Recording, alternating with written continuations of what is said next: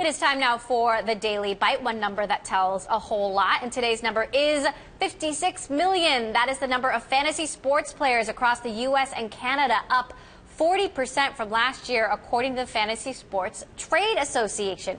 Yahoo Sports rolled out a new fantasy sports feature yesterday at a news event here in San Francisco. The new offerings allow fantasy sports fans to compete with friends for money through daily and weekly contests.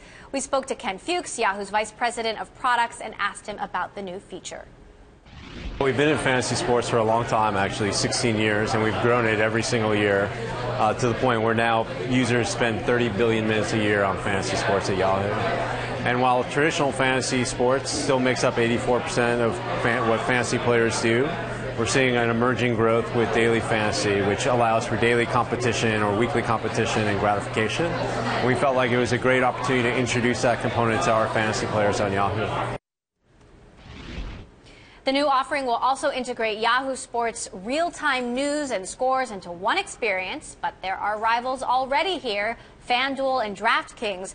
We asked Ken what makes Yahoo's offering unique. I think what makes us unique is we have a history of delivering against fantasy sports over a long period of time. Great experiences that year after year we improve.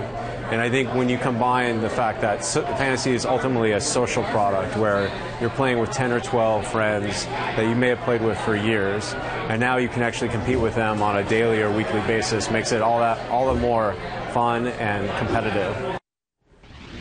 Betting on sports is illegal outside Las Vegas, but fantasy sports get a pass because pro leagues call the wagering a game of skill.